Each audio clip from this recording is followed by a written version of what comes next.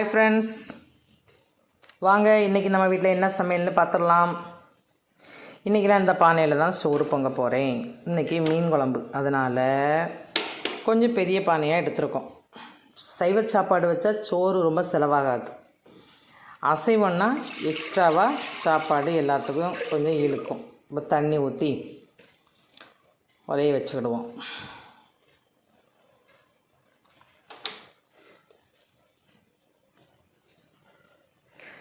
ஒலை காயட்டும்.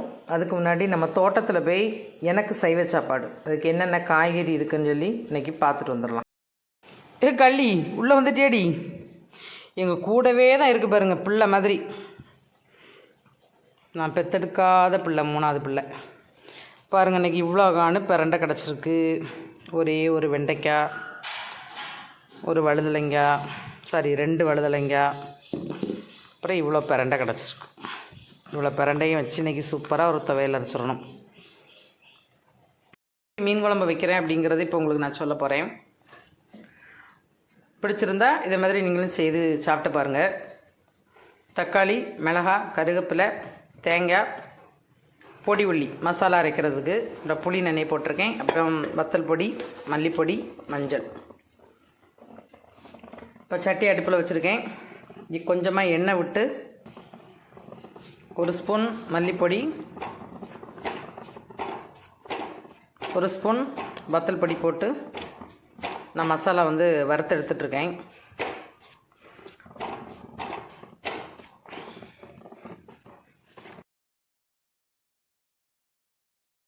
இந்த மீன் சட்டியில் தான் இன்றைக்கி நான் மீன் குழம்பு வைக்க போகிறேன். அதுக்கு முதல்ல புளியை கரைச்சி ஊற்றிக்கிடுவோம்.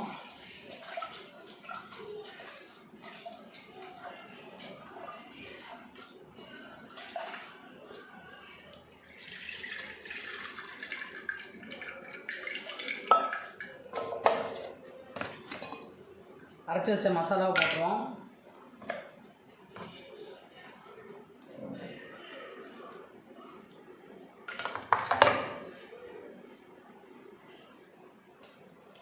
நல்லா மையாக அரைச்சாச்சு.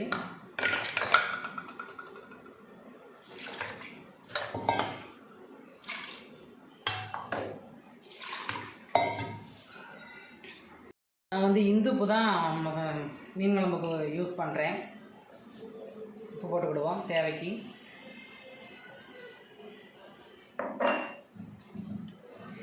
மஞ்சள் பொடியெலாம் போட்டு அரைச்சிட்டேன்.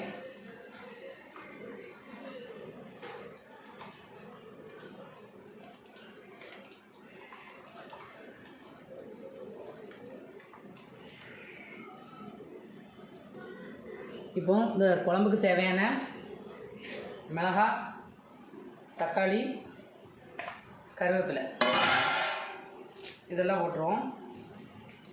இப்போ உப்பு, புளிப்பு, மிளகெல்லாம் எப்படி இருக்குன்னு சொல்லி பார்த்துடலாம்.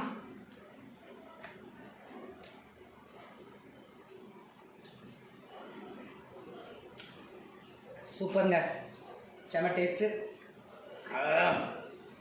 உப்பு புளிப்போட சூப்பராக இருக்குது.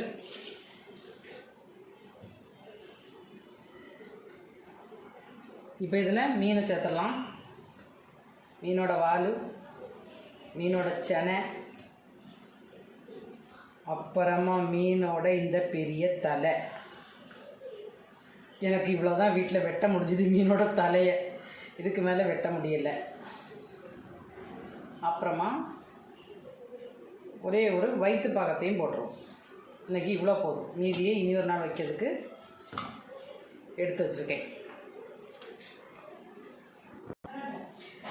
இந்த மீனை இந்த மசாலாவில் போட்டுட்டு நம்ம கையை வச்சு எந்த அளவுக்கு இப்படி மசாலாவை கலக்கி விடுறோமோ அந்த அளவுக்கு மீன் நல்ல டேஸ்ட்டாக இருக்கும்.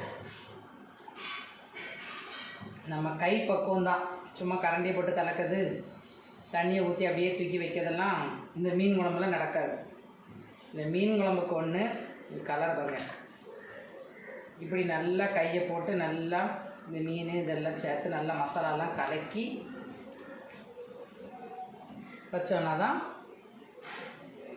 செம டேஸ்ட்டாக இருக்கும்.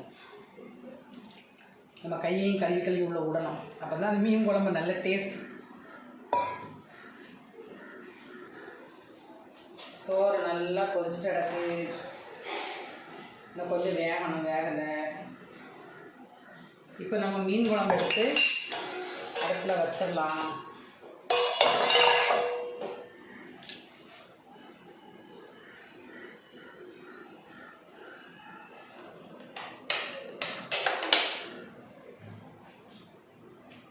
சூப்பராக மீன் குழம்பு கொதிக்கட்டும்.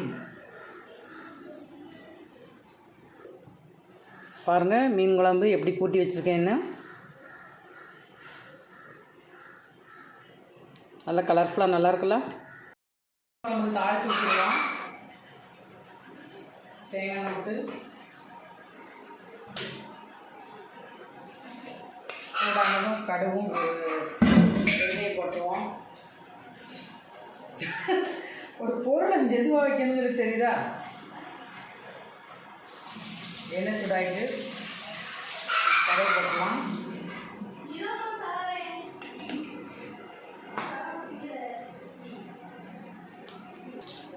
கடுகு பொரிஞ்சு வெந்தயம் போட்டுருவோம்.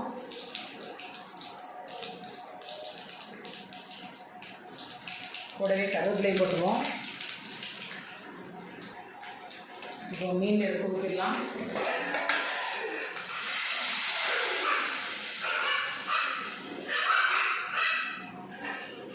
மீன் குழம்பு ரெடி ஆகிடுச்சுங்க.